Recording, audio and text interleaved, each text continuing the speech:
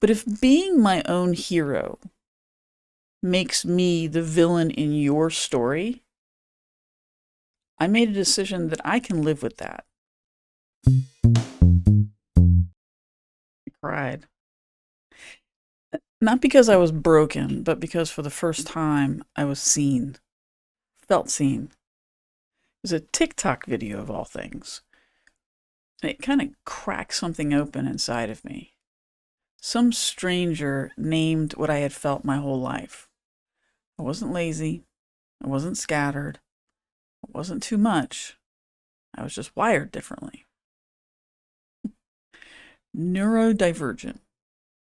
And suddenly, my whole life made sense. Relief came first, then grief. And grief was overwhelming. It was for all of the years I spent beating myself up, the shame I swallowed. All of it was completely unnecessary. But why did it take a TikTok? Why didn't I know this sooner? Because nice girl training doesn't just ask for compliance, it demands obedience, silence, self-abandonment. It creates a split between what you need and what you're told you should be.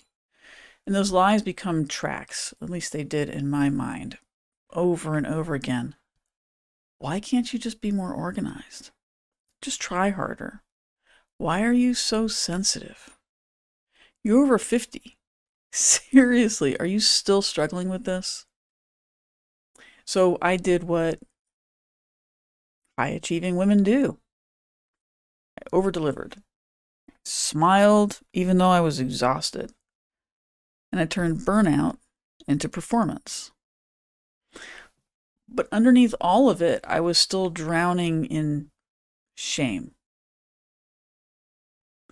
And the cost was I lost myself.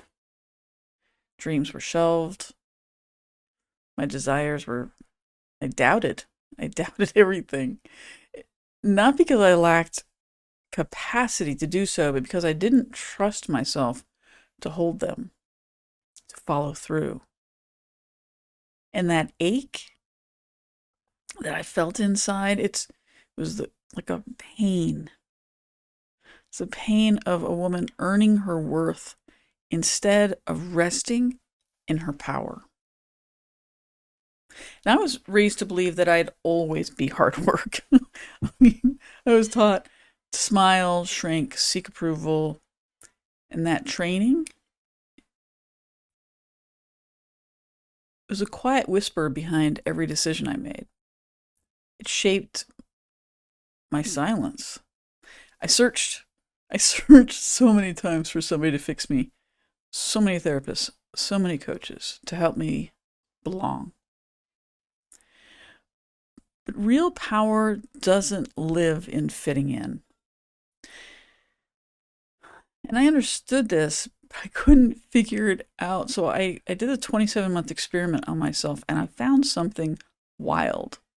The healer I was waiting for was me.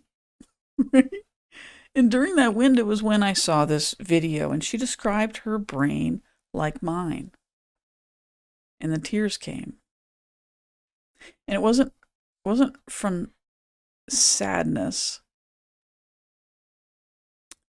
The tears came from being seen.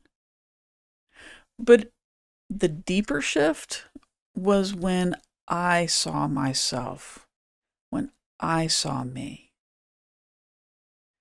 And I began looking at myself with curiosity rather than judgment.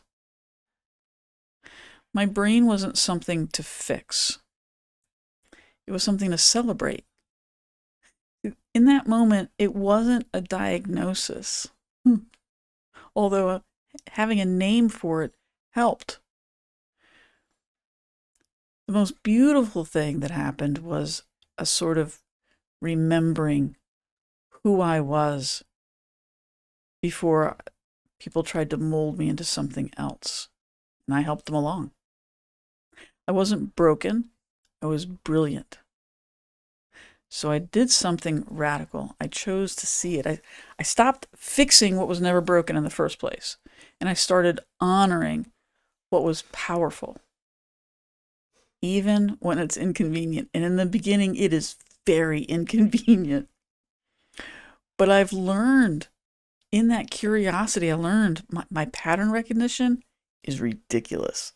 My ability to hold space, off the charts. I don't just connect dots, I can decode stories. I don't just coach, I catalyze. And yes, I know, alarm bells are going off for some of you. She's bragging. She's bragging. She's horrible. Okay, this is your nice girl conditioning. This is why you don't accept compliments. Okay? It's okay to stand in your power. You've just been told nice girls don't do that. I wasn't fixing myself all this time, right? I had been auditioning for the role of the palatable woman. But I've stopped showing up for the auditions, and I've discovered something that changed everything.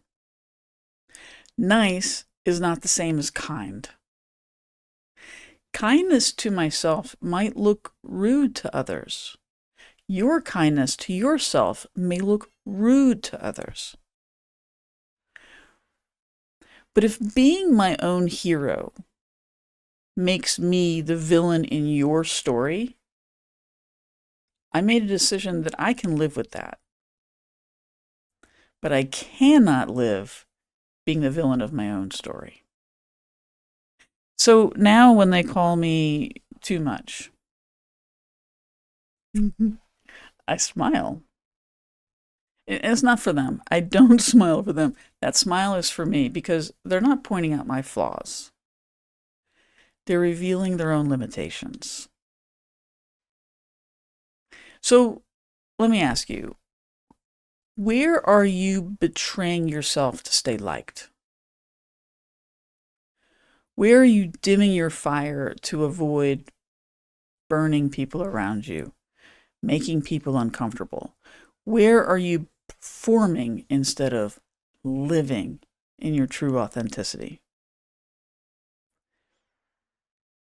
What I've learned is that while nice girls get applause and lots of smiles and everybody likes them, she gets applause for staying in her place. That's what the applause is for. But the honest woman, the woman who is truly honest with herself, the good, the bad, the ugly, the beautiful, the brilliant, the not so good, the honest woman, she sets herself free. And she sets free all of the women around her. It's like a ripple effect. If something in today's video whispered to you, finally, you're not alone. And before my mastermind begins on April 28th, which I hope you'll join me, I'm leading a masterclass for women ready to burn the mask and reclaim their power. And if that's you, DM me. Just write, I'm done being nice, and I'll send you an invite. I want to leave you with one final thought. They taught you to be pleasing. Now it's time for you to be powerful. I'm Deidre Beacham. I don't coach women. I dare them to reclaim what they were told to suppress and turn it into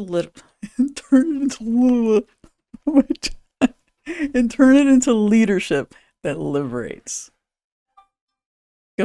Come join me.